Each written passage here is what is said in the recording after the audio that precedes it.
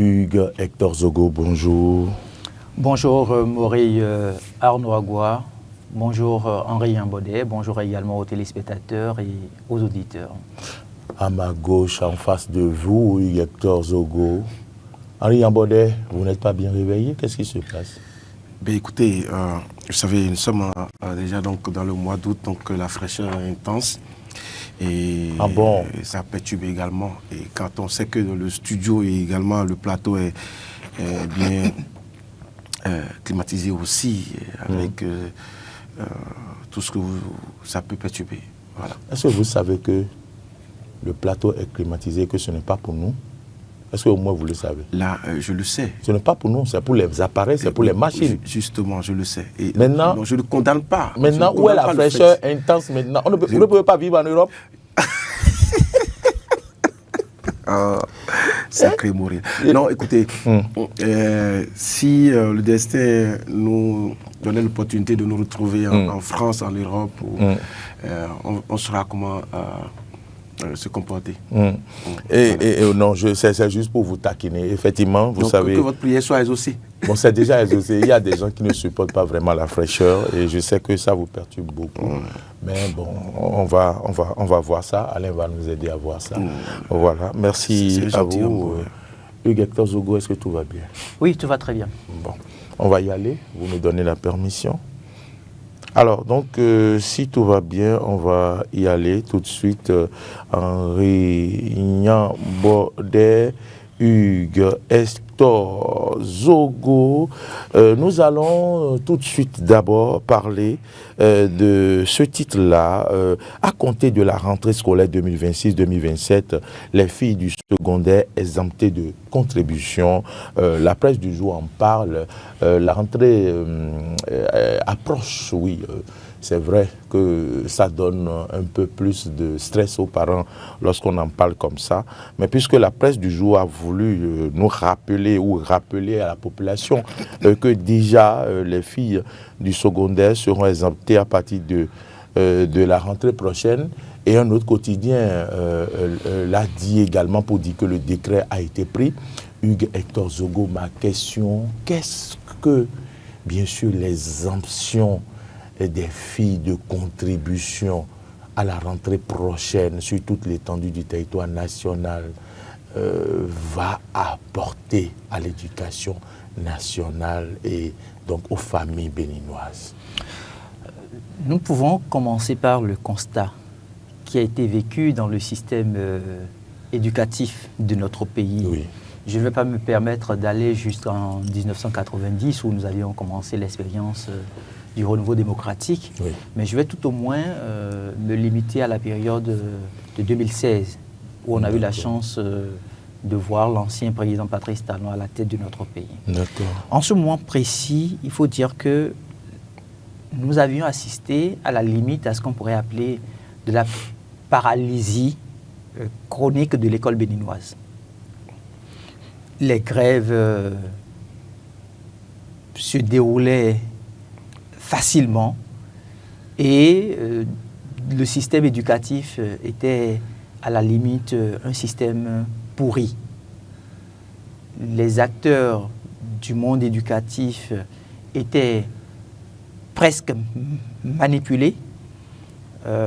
Ils se retrouvaient, au lieu de se retrouver dans un champ éducatif, ils laissaient le champ éducatif pour se retrouver dans un champ politique, ce qui créait donc de la frustration inutile au niveau des familles. Parce que le père de famille qui s'échine à avoir de l'argent, il paie la scolarité pour son enfant, oui. Il se rend compte qu'au cours de l'année scolaire, malheureusement, le système ne permet pas à son enfant de suivre le programme convenablement. D'accord. Par finir, certains ont opté pour l'enseignement privé, et donc ils préféraient envoyer leurs enfants au niveau des établissements privés, et le faire leur demandait encore beaucoup plus d'investissement. Mais quand on est un État et qu'on aspire effectivement à l'excellence pour tous, il y a des démarches, il y a des attitudes, il y a des comportements à pouvoir adopter. Donc ce n'est pas le fruit du hasard si j'ai préféré aller à la période de 2016. Donc avec l'ancien président de la République, Patrice Talon, nous sommes parvenus à faire un sacrifice. Donc, on a dû limiter le temps de grève dans le système éducatif. Ça n'a pas été du bon goût de beaucoup, parce que la question des libertés fondamentales était remise sur tapis. On se posait la question de savoir est-ce que c'était vraiment la meilleure formule. Mais quelques années après, je crois que nous sommes en train de faire tous le point et nous sommes en train de tirer les meilleures conclusions. En tout cas, pour ceux qui, effectivement, aiment ce pays, ils peuvent se permettre de dire que ces réformes-là qui ont été entreprises nous ont permis aujourd'hui d'avoir un système éducatif plus stabilisé.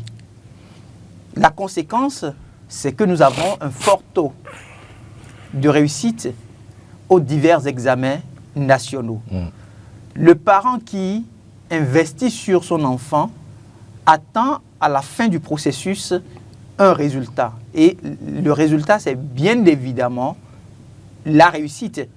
Aujourd'hui, on va même au-delà de la réussite et on parle de l'excellence. L'excellence, bien sûr. Ouais. Donc, si on est passé de la réussite à l'excellence, ça voudrait dire que nous avions quand même fait un pas. Oui, un grand pas. Un grand pas. Avant 2016, on se posait la question de savoir, est-ce qu'il va réussir? C'était la véritable question au cœur des familles. Est-ce qu'il va réussir? Est-ce que ce que l'on leur demandera comme épreuve pendant les 72 heures de composition, est-ce que leurs éducateurs, leurs enseignants, leurs encadreurs leur ont permis de voir ce programme-là? Dans la conscience du parent, il y avait toujours ce doute-là, même s'il ne l'affichait pas, pour stresser davantage l'enfant qui est dans la posture de candidat. Mais aujourd'hui, quand vous parcourez les familles, la question n'est plus est-ce qu'il va réussir, mais est-ce qu'il va se retrouver parmi les plus méritants. C'est ça.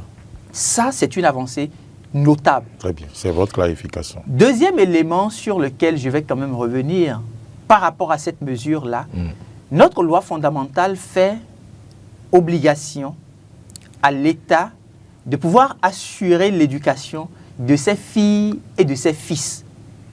Mais voyez-vous, des États comme le Bénin se retrouvent en perpétuelle mutation. Nous sommes dans le cheminement vers le développement, qui n'est en réalité pas un seuil atteint et du jour au lendemain, on croise les bras.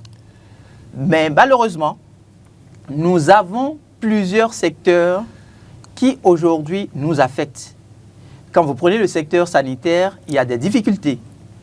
Tout le territoire béninois n'a pas encore réussi aujourd'hui à obtenir des centres de santé installés partout. Quand vous prenez les infrastructures routières, c'est un défi de notre temps et peut-être même un défi pour les générations à venir dans notre pays. Quand vous prenez le secteur de l'éducation dont nous parlons même, c'est un défi permanent. Il faut procéder à la construction des salles de classe, de nouveaux formats pour permettre aux apprenants de se retrouver dans un environnement sain, et donc ce qui me permet de déboucher sur le cadre de vie qui constitue aussi une priorité pour les gouvernants. Et donc, les États africains qui se retrouvent aujourd'hui à la limite en sous-développement ou se retrouvent en tant que pays en voie de développement, ces États-là ont plusieurs défis. Et donc, ce qui est inscrit dans la loi fondamentale et qui constitue en réalité l'idéal par rapport au secteur éducatif, puisqu'il est recommandé que l'État puisse accompagner et assurer l'éducation de ses filles et fils, il y a donc des mesures qui se prennent progressivement en vue de respecter cette disposition qui est une disposition capitale. C'est ça. Et donc, vous auriez dû remarquer qu'il y a plusieurs chefs d'État, dès qu'ils viennent, ils prennent des mesures pour essayer d'accompagner les acteurs du système éducatif. C'est sûr qu'avant la rentrée, d'autres mesures seront prises pour accompagner, pourquoi pas, les enseignants même, en vue de valoriser un peu plus cette profession. Mais pour le moment, ce qui nous concerne, c'est bien sûr l'exonération des frais de scolarité. Oui. Mais pour qui? Pour les filles. Pour les filles. Oui. Regardez un peu notre société, regardez la sociologie, suivez un peu la sociologie dans laquelle nous avançons. Pour revenir à ma question. Pour revenir à votre question. Oui. J'avais tenu quand même à donner ces deux préalables J'ai bien compris votre... pour mieux orienter. Votre logique. Voilà. Aujourd'hui, quand vous suivez un peu la sociologie, vous avez le sentiment qu'on accorde un peu plus d'intérêt aux garçons.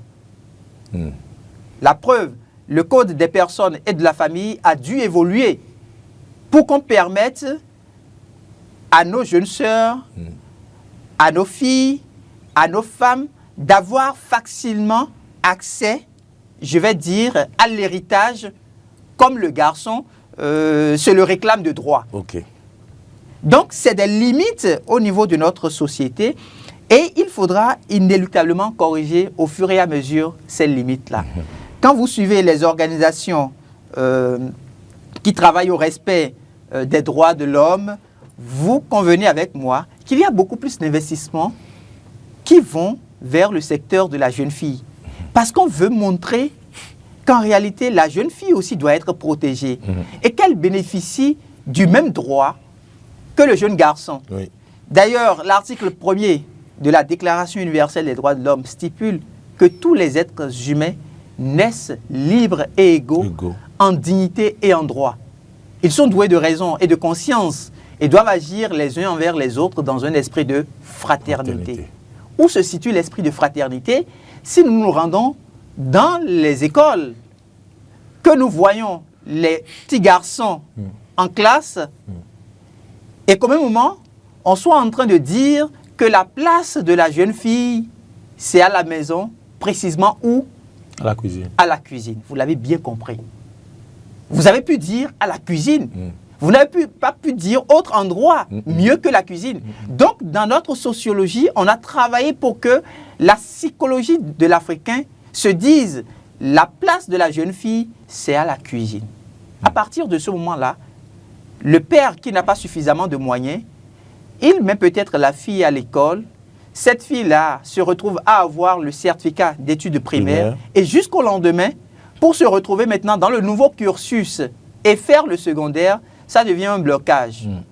La femme n'ayant pas assez de voix au chapitre, déjà au cœur du foyer, dès que le père de famille prend la décision pour dire bon, elle ne pourra pas continuer avec le collège, il faut qu'elle reste à la maison d'abord, la femme ne peut pas dire grand chose. Et quand l'État réfléchit, l'État se dit c'est une perte énorme pour la République. Il faut corriger cette irrégularité. D'où la décision qui a été prise par le gouvernement de l'actuel président Romuald Wadagni. Une décision salutaire. Mais qu'est-ce que ça va apporter concrètement? Ce que ça va apporter, c'est déjà qu'il faut remarquer que l'investissement qui est fait aujourd'hui là, c'est dans le capital humain. Tous les États n'ont forcément pas cette maturité de comprendre qu'il faut investir dans le capital humain.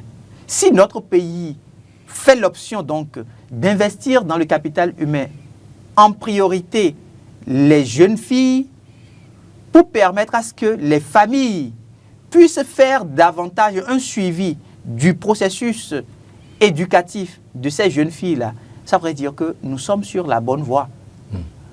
Si nous allons à l'école, c'est pour étudier, c'est pour apprendre. Et au cœur de l'apprentissage, il y a ce qu'on appelle les droits qui deviennent accessibles. Et donc, une jeune fille qui a suivi le processus jusqu'à la fin, sans pouvoir quitter le système éducatif parce que les parents n'ayant pas suffisamment de moyens, cette jeune fille-là devient très outillée.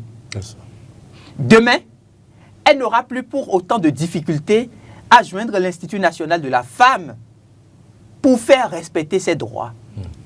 Elle n'aura plus à se faire gifler par n'importe qui parce que, à un moment donné, elle a souhaité donner aussi son point de vue au cœur du ménage dans lequel elle se retrouve. Donc, le problème qu'on est en train de régler aujourd'hui, c'est même un problème relatif au respect des droits de la femme. demain, vous vous rendrez compte que nous allons nous retrouver avec une société plus mature qui ne nous permettra plus de subir ce qu'on appelle les violences basées sur le genre. Ça va drastiquement réduire. Autre élément sur lequel je vais aussi me prononcer, si vous permettez, ça permet, bien évidemment, une avancée en faveur de l'égalité des chances. D'accord. Désormais, le garçon et la jeune fille partent sur le même échiquier. Mais sur ce plan-là, il faut dire que la jeune fille est toujours avantagée. Vous le dites, mais il faudra faire... Parce que dans les recrutements, on le voit, hein. Vous vous retrouvez au thème d'un processus de recrutement face à une fille, elle part d'office prioritaire plus que vous. Hein. On le remarque. Quel est le sentiment qui vous a animé tout récemment quand vous aviez vu les forces de défense nationale et de sécurité publique de notre pays, en l'occurrence les femmes, en train de faire le défilé? Dites-moi le sentiment qui vous a animé quand vous vous êtes retrouvé devant votre écran de télévision. C'est la fierté. Vous aviez nourri, j'ai aimé voir ça. Vous avez nourri une certaine fierté, mais c'est l'État qui protège ces femmes-là. C'est l'État qui met en place le mécanisme pour que la fierté que vous aviez pu nourrir face à votre écran le 1er août dernier, cette fierté-là se nourrisse davantage. Et quand vous faites très attention, là où vous placez une femme, là où vous confiez un poste de responsabilité à une femme, vous avez assez vite un résultat. Et surtout, très peu de femmes se donnent le vilain luxe de détourner les fonds de l'entreprise ou bien les fonds de la société d'État qu'on leur a confiés.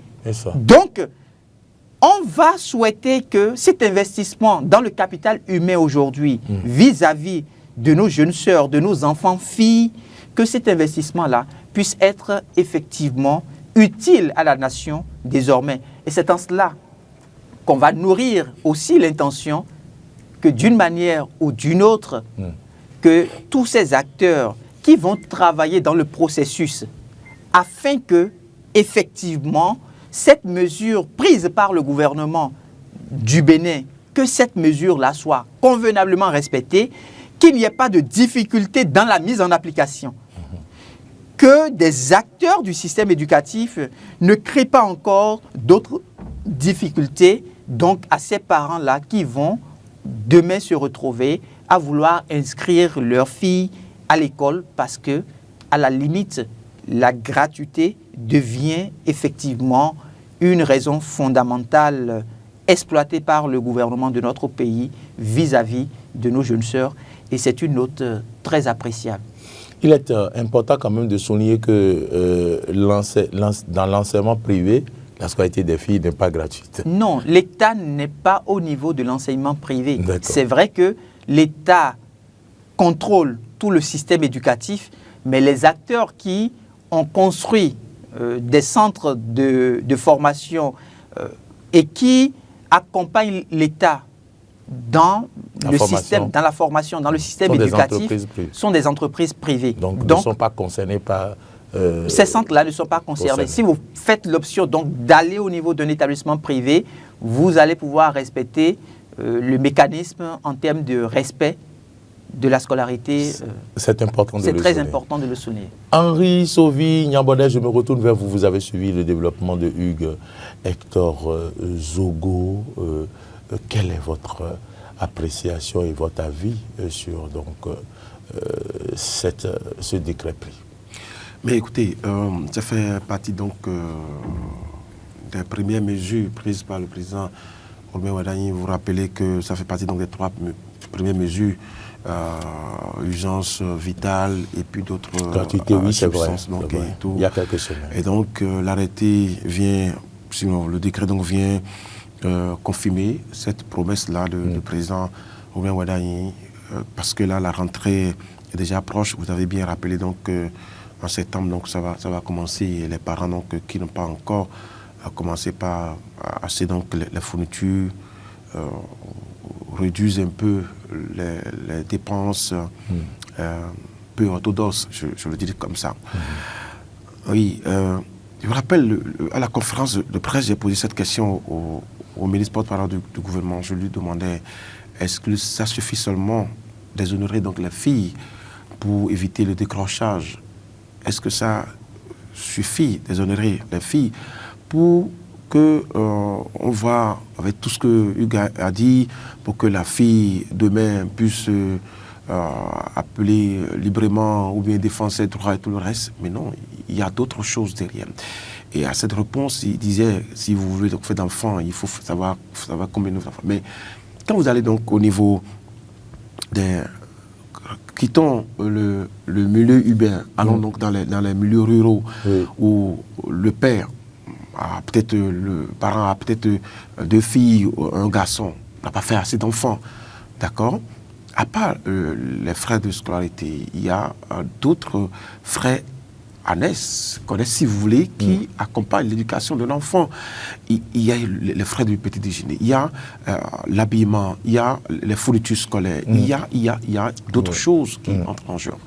Et si l'enfant, oui, c'est vrai, on lui donc permet, on permet à l'enfant d'aller gratuitement donc avoir l'instruction et tout le reste, mais quand elle revient à la maison, elle prend quoi? Elle mange quoi? Je dis, un foyer limité à 2 enfants, à 3 enfants, où le père n'a pas fait assez d'enfants. D'accord? Donc, il y a question également, c'est vrai qu'il y a ce projet, le projet Gbessoké, qui prend en compte les frais de petit déjeuner dans d'autres communications. Donc, je veux déjà inviter également à ce que ce projet-là soit généralisé aux autres filles également. Parce que c'est que dans certaines communes, le projet Gbessoké qui prend en compte le petit déjeuner, la fin du petit déjeuner, qui octroie des bourses à des filles. À des filles également, donc, c'est concis donc à un certain nombre de communes. Donc, je souhaite qu'on généralise également. Parce que si on ne le fait pas... Autrement dit, si je scène le problème que vous posez, vous avez commencé par le dire, il ne suffit pas d'exonérer les filles. Est-ce que cela suffirait pour éviter le décrochage? Parce que là, vous relevez d'autres problèmes qui sont peut-être liés au repas des filles, mais il y a les cantines scolaires, le gouvernement qui vous souvient a pris des dispositions pour des cantines scolaires quand vous posez le problème de ce que mais non, les enfants vont manger. Les cantines scolaires sont limitées donc seulement aux primaires, pas dans les collèges.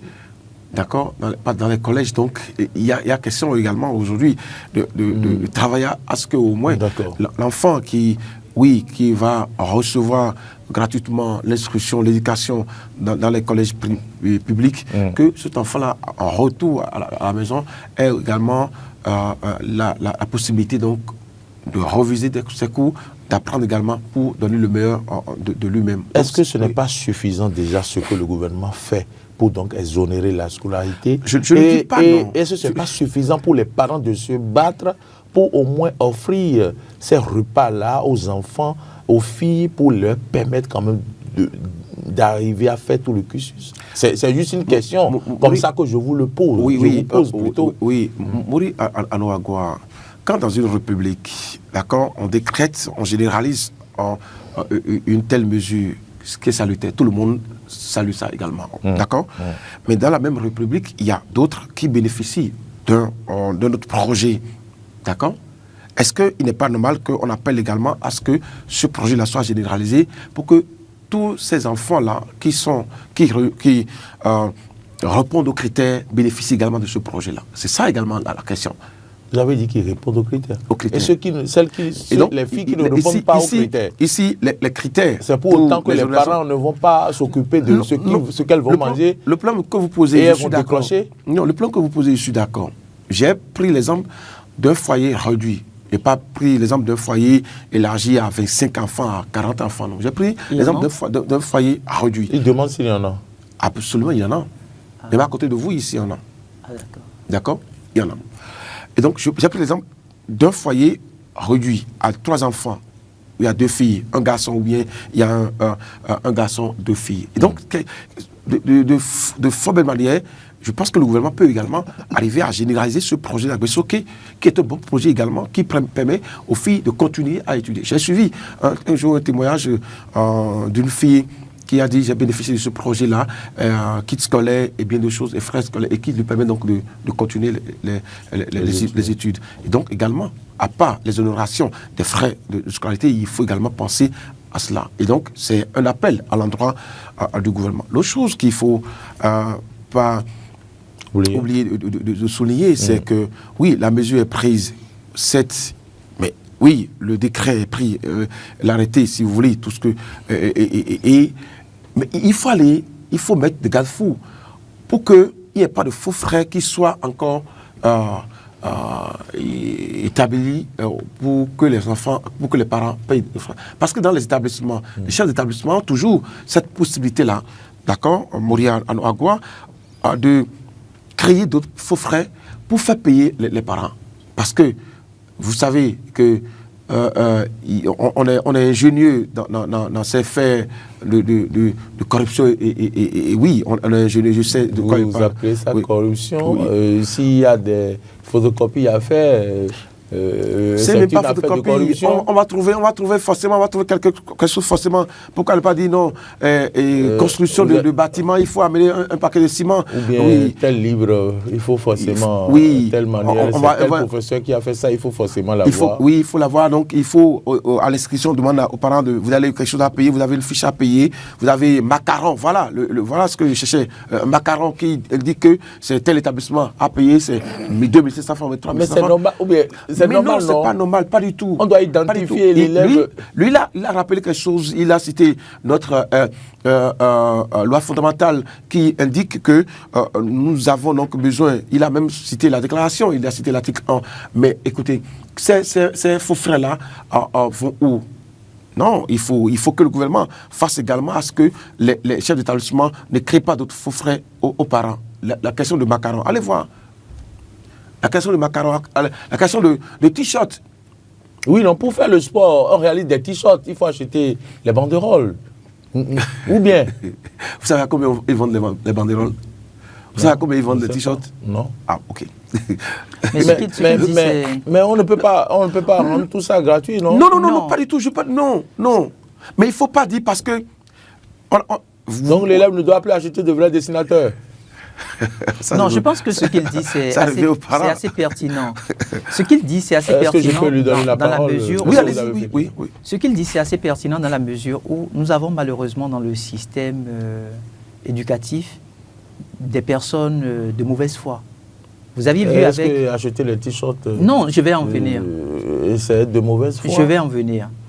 Quand vous aviez vu, par exemple, l'initiative de la cantine scolaire avec les apprenants, c'est dans ce même pays que vous avez appris que des directeurs d'école ont détourné les céréales qui permettent à ce qu'on puisse donner à manger à ces enfants et les maintenir dans le système éducatif. Ce n'est pas faux.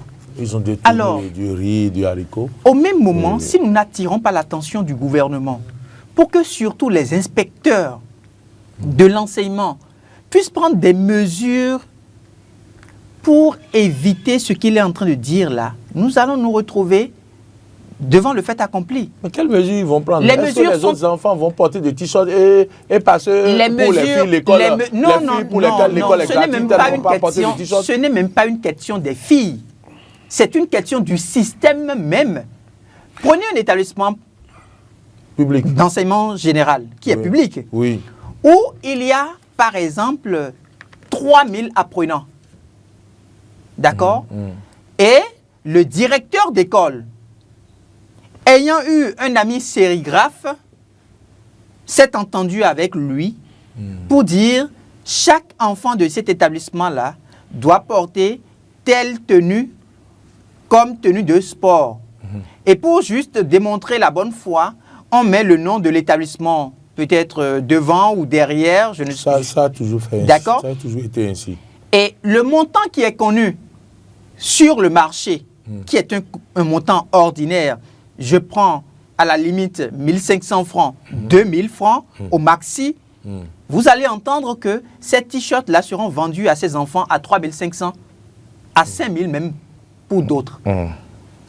Mais qu'est-ce que le parent fait quand il se retrouve avec 3 enfants, avec 4 enfants? Mais imaginez un père de famille qui, au cours du premier geste, donne vie à des jumeaux. 2. Au cours du second geste, donne vie à des triplés. Ça fait 5 enfants en 2 gestes. Est-ce qu'on va lui faire porter cette responsabilité-là? C'est pas fréquent. Mais c'est des choses qui arrivent. Est-ce qu'on va lui faire porter la responsabilité? Sa femme est féconde. Mais c'est le destin qu'il a voulu ainsi.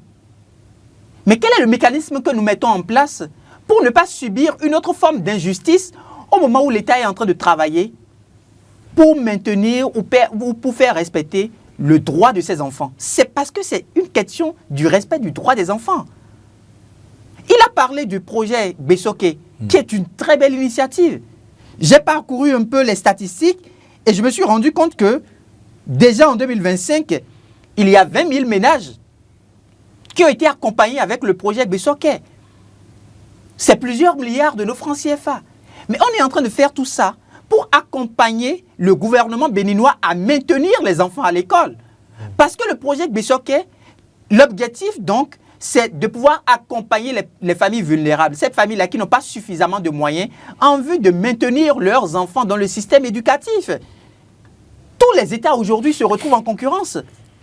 Mais au moment où on est en train de parler d'une concurrence entre États, si vous n'êtes pas en mesure de permettre à vos citoyens d'être mieux formés, ça pose un problème. Pour ne pas avoir, par exemple, les infrastructures communautaires détruites, qu'est-ce qui le permet si ce n'est pas l'engagement citoyen? Ça prend où? La notion de patriotisme. Ça prend où? La notion de civisme. Ça prend où? Le respect des institutions de la République. C'est à l'école. Ouais. Alors, si l'État est en train de s'échiner à travers son gouvernement pour que nous puissions avoir des mesures susceptibles de permettre à ces enfants-là de rester dans le système éducatif, pour que tout ce qu'on est en train de construire aujourd'hui, demain, on ne puisse pas avoir une génération qui se mette à tout détruire, à vouloir tout vendre. Ce n'est pas dans ce pays qu'on a vendu l'étoile rouge. Ouais, mais qu'est-ce qui conduit à ça? Des gens ont tenté de vendre l'Amazon. Qu'est-ce qui conduit à ça? Mais le citoyen qui est bien formé à l'école n'a pas ces réflexes-là. Parce qu'il connaît le sens du bien public, il connaît le sens du bien commun. Donc l'État ne serait pas, à travers le gouvernement, en train de mener ce combat-là. Et dans le système, il y aura encore d'autres acteurs qui créent de faux frais à faire porter à la charge donc des parents. Donc ce qu'il dit, c'est pertinent. D'accord. Hugues dit que ce que vous dites est pertinent. Très pertinent. D'accord. À part les faux frais, vous avez quelle autre inquiétude? Bon, je n'ai plus d'autres inquiétudes. Et puis, on n'a pas évalué. Hein. Je parlais par exemple du directeur qui a mis à un sérigraphe. S'il a 3000 apprenants dans l'établissement, et au lieu de vendre les t-shirts ordinaires à 1500, 2000 maxi, il met le montant à 3500, ça veut dire que sur un enfant, il gagne 1500. Fois 6 000. Mais comment fois 6 000? Vous avez dit 3 000. 3 000. 3 000, d'accord. Ça fait 3 millions et quelques. Il se retrouve banalement à 4,5 millions. Avec 4,5 millions en un seul acte posé. Vous donnez des idées au chef d'établissement pour faire les t-shirts. Mais il n'a qu'à le faire et vous allez voir la suite. C'est pourquoi j'interpelle déjà les inspecteurs de l'enseignement secondaire. C'est aux inspecteurs de l'enseignement secondaire de veiller au grain. Parce que s'ils ne veillent pas au grain, ça va les rattraper. C'est une question, en fait, de responsabilité. C'est l'autorité qui doit pouvoir dire, attention, au niveau donc de notre circonscription scolaire, on ne veut pas subir ou on ne veut pas entendre pareille chose. C'est tout ça, en réalité, c'est pour corriger ces irrégularités-là qu'on parle, par exemple, de pré-rentrée. Parce que dans le processus de pré-rentrée, il y a des mesures qui doivent pouvoir être prises et qui doivent être partagées avec tous les acteurs du système de l'éducation. Donc pour moi, je suis très heureux que mon cher Henri Nyambodé ait pu, je vais dire, percer l'abcès qu'il ait pu taper dans la fourmilière parce qu'on voit des directeurs d'école et puis parfois on se pose la question de savoir mais comment ils font? Qu'est-ce qui se passe à leur niveau? Ils deviennent riches du jour au lendemain. Sur le dos des pauvres. C'est pas du tout normal. Ah ouais. Henri, vous êtes d'accord? Ah oui. Donc si vous étiez directeur d'école, vous ne ferez pas ça? Non, mais écoutez, il ne suffirait pas de prendre pas ce chemin-là pour devenir riche. Il est de bon ton de rappeler que le salaire que vous gagnez, c'est parce que c'est pour vous permettre de vivre décemment que l'État vous accorde un salaire. Donc, il ne suffira pas de chercher d'autres mauvais chemins pour gagner votre vie. Et l'autre chose, c'est que heureusement que l'arrêté interministériel a fixé les règles. Parce que vous savez, pour la première cette mesure existait, d'accord, autant de Patrice Talon. C'est au cours primaire, non? Pour le premier cycle. Premier cycle dans 20 communes. D'accord. Dans 20 communes. Maintenant, c'est tout généralisé. D'accord. Vous savez, il indiquait que vous allez donner l'effectif précis. Parce qu'en réalité, qu'est-ce que l'État fait? L'État, donc, dès que vous finissez, dès que le nombre de filles que vous enregistrez dans votre établissement, l'État donc vous envoie la bon, c'est ça. D'accord. C'est ça en réalité. Maintenant, qu'est-ce que certains promoteurs font? J'allais dire pas promoteurs, les chefs d'établissement. Qu'est-ce qu'ils font? D'accord. Ils grossissent donc l'effectif. D'accord. Ils grossissent l'effectif. On peut donc un garçon, on peut avoir dans une salle, on peut avoir 20 garçons et 50 filles. On va dire bon, on peut avoir 50 garçons et 20 filles. On va dire bon, ils changeront et on inverse ça. On inverse pour permettre. Et c'est ça également. L'État donc doit mettre également le garde-fou pour qu'on n'assiste pas à ces genre de choses. On doit faire des contrôles. On va faire des contrôles. Et ça revient aux directeurs départementaux des enseignements secondaires, de la formation professionnelle, de faire ces contrôles-là pour qu'on ne gagne pas, je dirais, sur l'État. Mais souvent, Hugues Hector Zogo et je dis Henri Labordet, et souvent peut-être c'est des directeurs qui ont même des affiliations avec des gens, qui sont en connexion avec des gens dans le système en haut, non? Oui, mais dès que tout le monde... Parce que c'est courageux, ça. Oui, c'est courageux. Et après, ils vont se partager... Oui, les ristournes. Mais je crois qu'il y a un garde-fou à ça. Le garde-fou, c'est la plateforme Educ... Master. Oui, mais... Parce que sur la plateforme... non, à la rentrée, rapidement. Oui, ils n'ont qu'à le faire à la rentrée, ça va les rattraper. C'est ça l'intérêt aussi de dématérialiser. Oui, il y a Educ Master également, mais Educ Master, je crois que c'est quand on finalise tout et tout que, si pour les opérations de transfert par exemple, vous devez passer par Educ Master pour finir ça. Mais il y a d'autres, c'est pas... De toute façon, vous aviez tapé dans la fourmilière ce matin et je crois quand même... pour conclure avec ce sujet. Oui, pour conclure avec ce sujet, je crois quand même que l'État, à travers le gouvernement béninois, doit pouvoir faire des contrôles inopinés. Donc les directeurs départementaux, les conseillers pédagogiques sont ceux qui vont se retrouver au cours de cette rentrée scolaire à beaucoup plus travailler. Parce que des mesures incitatives, mais derrière ces mesures incitatives, on sait très bien qu'il y a des systèmes de fraude qui s'installent. Il faut pouvoir dénoncer. Pourquoi pas trouver même une ligne verte, avoir une ligne verte et permettre à ce que dès qu'il y a des fraudes qui sont constatées, ou bien dès qu'il y a un directeur d'école qui est en train de vous mettre de la pression, si vous êtes dans l'enseignement public, vous appelez la ligne verte, vous dénoncez. C'est aussi simple que ça. D'accord. En conclusion, Henri? En conclusion, non, il faut déjà remercier l'État pour cette mesure, il faut rappeler ça, parce que forcément ça va éviter le décrochage, ça va éviter également l'abandon et tout le reste. Mais il faut que ça s'accompagne d'autres mesures. C'est vrai, le ministre le jour de la matinée a dit, il ne faut pas donc tuer la poule aux œufs d'or. Sinon, ça finit. Mais ce dont vous n'avez pas parlé, c'est qu'il y a des filles qui naturellement trouvent que les maths sont difficiles et arrivées en classe de 4e, elles abandonnent brillamment les classes. Ça, là, vous n'avez pas eu à dire ça. Non, il y a toujours donc, quelque chose qui accompagne ça. Il faut aussi appeler les filles à travailler et à penser à leur avenir au lieu de se préoccuper à regarder leurs seins, comment ça se développe et tout ça là pour attirer les petits garçons. Ce que vous évoquez là, c'est aussi pertinent, c'est fort. C'est fort parce fort. qu'aujourd'hui, vous savez, la rue éduque plus que la maison maintenant. La rue éduque plus que la maison. Et c'est la rue qui conduit. Endroits. Oui, c'est la rue qui permet à cette fille-là de se dire attention, je n'ai pas mon avenir à gagner en allant à l'école, mais plutôt donc à se contenter à vendre mon corps ou bien bon. On peut le dire. Je crois que... Et c'est ça également l'effet des réseaux sociaux.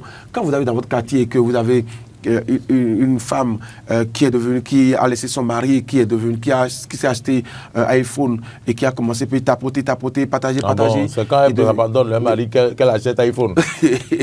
et commence pas à dire tapoter, partager, et se tape le nom d'influenceuse, et du jour au lendemain, oui, il y a des voitures qui viennent à déposer. Il y a que vous êtes, il y a des filles qui voient ça comme un modèle. Comme un modèle, et on dit l'école ne donne rien, alors qu'aujourd'hui, c'est ce que je disais à mon petit garçon l'autre fois, il dit, même si tu dois aller apprendre aujourd'hui un métier, même la menuiserie, il faut aller à l'école. Ça te permet donc de développer, de faire des choses. Et donc il faut arriver à ce que l'éducation au niveau de la maison, au niveau du cocon familial, soit encore plus stricte. Le chose dont vous n'avez pas parlé, ceux qui enceintent le plus les filles, selon les statistiques, c'est les ouvriers. Bon, je voudrais même justement pas... c'est les ouvriers, c'est les mécaniciens, oui, c'est les menuisiers. On a vu les statistiques. Pourquoi ils le font? C'est moi qui pose les questions. Hein. Ah oui, je vais vous répondre. Faites un atelier. Posez la question et répondez vous-même. Parce que tout simplement, le papa, d'accord, la vieille, n'arrive pas à donner le petit déjeuner. Et c'est le menuisier du coin qui donne le petit déjeuner à l'enfant. Quand l'enfant vient aller à l'école le matin, on n'a pas relevé et donne le petit déjeuner à l'enfant. Et donc, pour le menuisier du coin, francs par semaine, par semaine, et que il s'est tapé derrière une femme. Et c'est ça, comme ça, la fille déclenche, la fille la plus brillante de la localité, peut-être. Oui, tombe enceinte. Donc, il va falloir lancer des appels aussi. On ne sait pas comment, quel gavou on va mettre là maintenant. Oui. On vous envoie dans cette localité surveiller les petites filles. Appelez la responsabilité des parents. Hein? Appelez la responsabilité des parents aussi. D'accord. C'est pas aussi, c'est appeler la responsabilité des parents. C'est le parent qui règle ce problème. Parce que quand l'État, à travers le gouvernement, prend ses responsabilités, quelle est la partition du parent? Le parent a vu sa fille sortir de la maison. Le parent a constaté que la tenue kaki de cette jeune fille-là, que cette tenue-là est surélevée au point où ça laisse transparaître ses cuisses. Le parent a constaté que la tenue kaki que cette fille-là porte laisse transparaître toute sa forme, toutes ses rondeurs. Il a aussi vu qu'elle n'a pas fermé les deux boutons qui sont ici pour permettre aux poissons de voir les seins. Le parent a constaté que sa fille n'a pas mis des soutiens-gorge pour sortir de la maison. Il a constaté, mais il ne réagit pas.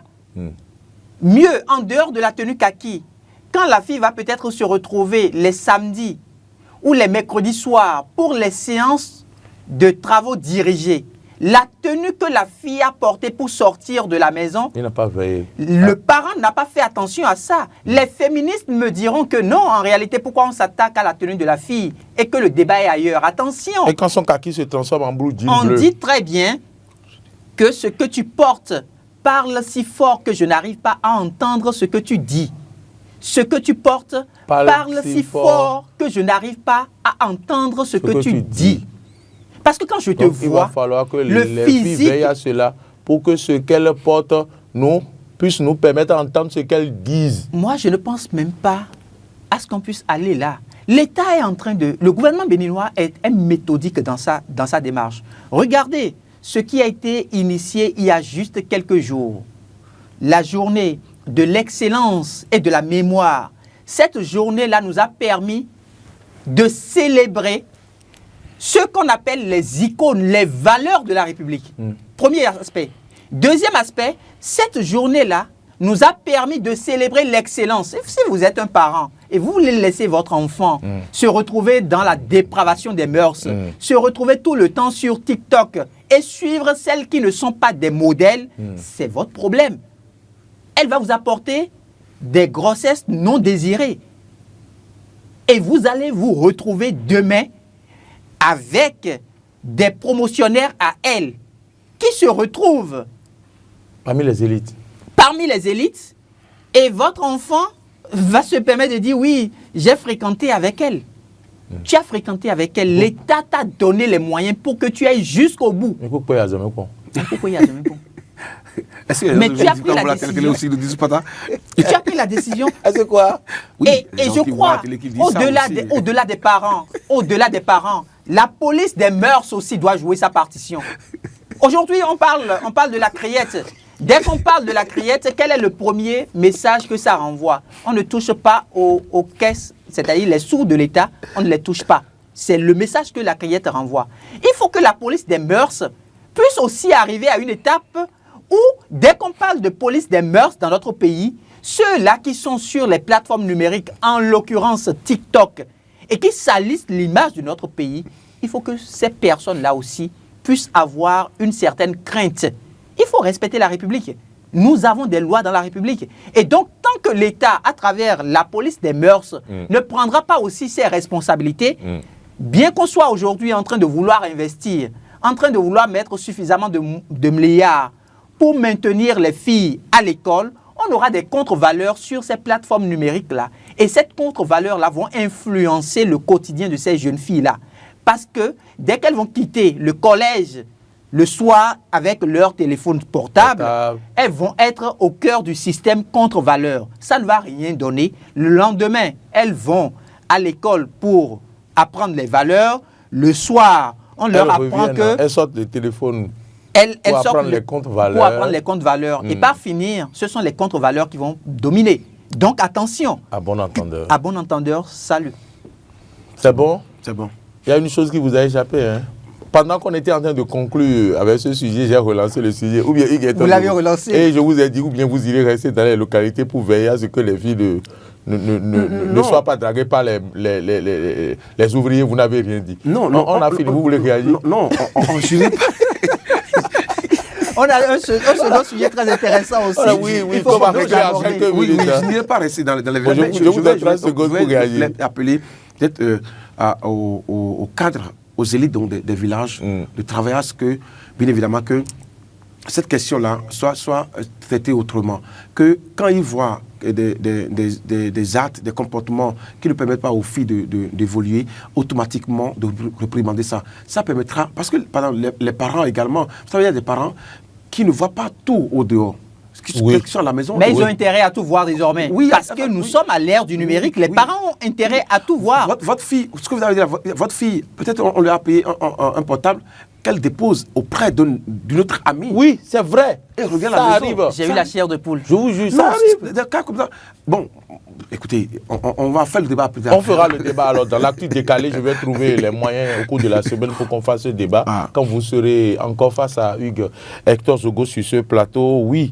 Nous sommes donc en train de regarder avec beaucoup d'attention ce qui se passe dans l'environnement béninois en ce qui concerne la lutte contre la fraude, les consignes données, il ne faut plus acheter tel insecticide, il ne faut plus faire ci, il ne faut plus faire ça.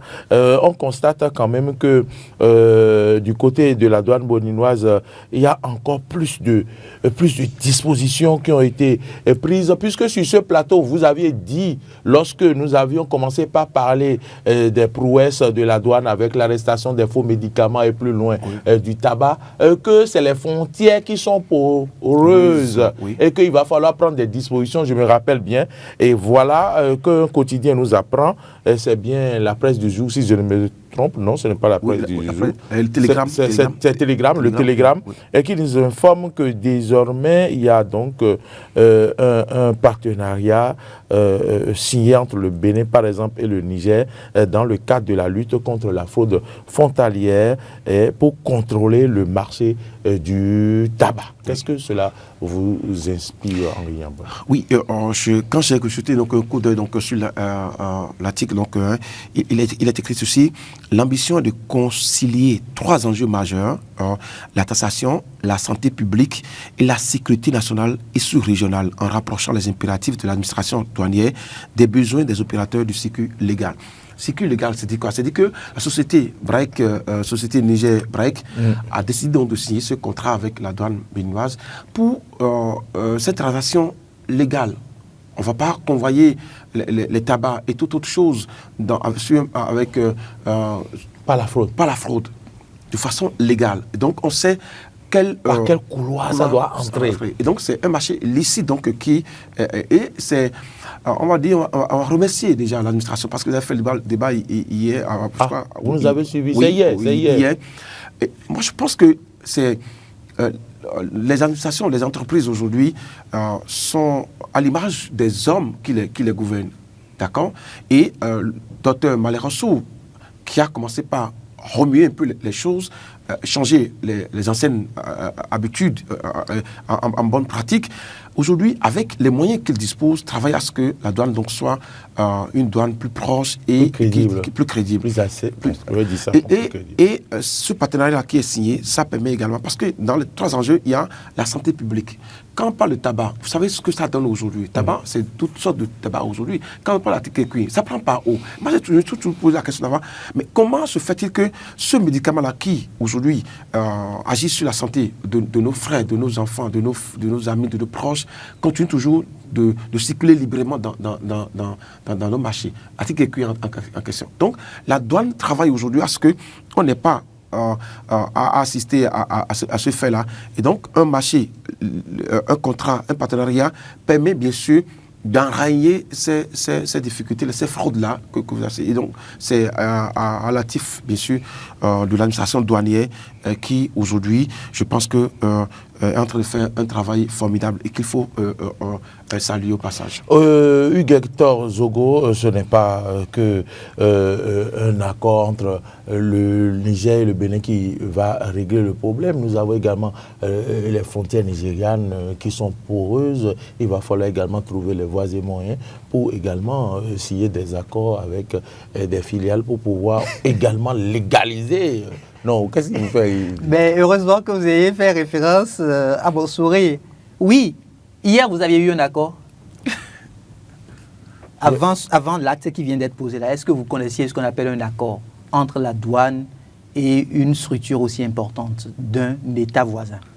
On n'avait pas vu ça. Mais il faut féliciter alors la douane. Parce que celui qui ne veut pas se retrouver... Moi, je ne félicite pas forcément. Non, il faut que je... Non, tout à l'heure, c'est important. Tout à l'heure, nous étions en train de parler des valeurs et des contre-valeurs. Oui. Nous parlions des valeurs et des contre-valeurs. Pourquoi nous avons de difficultés à féliciter, à saluer le mérite de ceux d'entre nous qui font bien? L'État même a parlé de la journée de l'excellence et de la mémoire. Pourquoi? Pour encourager. C'est parce que l'État s'est rendu compte que les contre-valeurs commencent par prendre le pas. Et qu'il faut vite corriger cette irrégularité-là. C'est la grande chancellerie, par exemple, qui salue le mérite des filles et fils de la République. Et donc, au cours de cette journée, la grande chancellerie vient célébrer les bâtisseurs de la République. Et on peut se permettre, sans fausse modestie, de dire aujourd'hui que l'actuel directeur général, le colonel Raouf Malherossou, c'est un bâtisseur de la République. 4 juin dernier, il prenait service. Voilà les différentes mesures qui sont en train d'être prises à la tête de la douane béninoise et des droits indirects. C'est à saluer. On ne doit pas avoir peur de dire ces choses-là. Parce qu'en le disant, vous poussez d'autres acteurs qui se retrouvent aussi tapis dans l'ombre au niveau de l'administration et qui ont peut-être envie d'aider leur pays, mais qui ont peur. Vous les motivez, vous les encouragez à faire les choses de la manière la plus crédible qu'il soit. Quand on parle du secteur du tabac, c'est un secteur assez riche. C'est suffisamment de milliards qui se retrouvent dans le secteur du tabac. Ah bon? Moi, je ne savais pas. Mais les douaniers béninois pouvaient, au détriment donc des caisses de notre pays, s'entendre pour que ces produits, le tabac là dont on parle, puisse se retrouver sur le territoire béninois sans qu'on ne puisse faire de contrôle outre mesure. Il vient de parler de Atinkenkui. Comment est-ce que Atinkenkui s'est retrouvé sur notre territoire? C'est une question à se poser. Quel est le mécanisme qui était mis en place par la douane pour contrecarrer toutes ces mesures-là? Aujourd'hui, on dit, c'en est assez, ça ne doit plus continuer. Et vous ne voulez pas qu'on puisse le dire? Non. Vous ne voulez pas qu'on puisse l'applaudir? Et vous me dites qu'il y a le Nigeria qui est là. Le Nigeria est là. On veut plus. Le Nigeria est là. Avant de dire qu'on veut plus, il faut déjà reconnaître ce qui est fait aujourd'hui. Oui, mais c'est de ça que vous parlez. Oui, mais vous ne m'aviez pas permis de faire cette appréciation avant donc de m'interpeller. Donc, oui. Automatiquement, vous avez pris la parole et puis la séance a commencé. Je vous ai vu venir. Non, ce que Maurice disait, c'est est-ce qu'il suffit seulement de signer un partenariat il faut partir de quelque part. Oui, c'est la réponse que vous devez apporter. Vous venez de donner. Mais pour donner la réponse, c'est une logique. Donc, il ne vous empêchait pas de... Mais il vous demandait, est-ce qu'il faut seulement un partenariat pour sécuriser? Vous le connaissez mieux que moi. Il faut élargir le partenariat. Vous le connaissez mieux que moi et vous savez ce que vous dites. Et qu'il faut signer d'autres partenariats. Je constate simplement que... La société de briques, il y a d'autres sociétés également. Voilà, c'est tout ce que je... Oui, je constate... Et qu'il faut l'envoyer du côté du Nigeria aussi, du Togo ailleurs. Nous irons au Nigeria. D'accord. Nous irons au Nigeria. S'il faut aller du côté du Togo, nous irons au Togo. D'ailleurs, nous avions déjà commencé par le Togo. La première mesure a commencé par le Togo, même s'il n'y a pas encore un protocole d'accord aujourd'hui. La première mesure, la plus grande mesure a commencé par le Togo. On parle quand même des marchandises de près de 5 milliards. C'était des téléphones portables qui ont été saisis par la douane béninoise. Oui. Très bien. Ce qu'on dit là, ça se vit au niveau d'autres douanes. On a vu sur les plateformes numériques, je crois, la douane burkinabé aussi qui avait quand même saisi des marchandises de cette manière-là et on l'a apprécié. Très bien. Chez nous, si ça se fait, on a aussi le devoir de pouvoir apprécier. Merci donc à la douane béninoise. Merci. À vous aussi, Hugues Hector Zogo. Chaque fois que je vous appelle, je veux dire Moïse. On lui fait un coucou alors. Un coucou à Moïse. Chaque fois que je fais comme ça, je dis mot. Je m'arrête. Peut-être qu'il a gratté un ticket de Tori. Et... Vous lui avez emprunté de l'argent pour ça.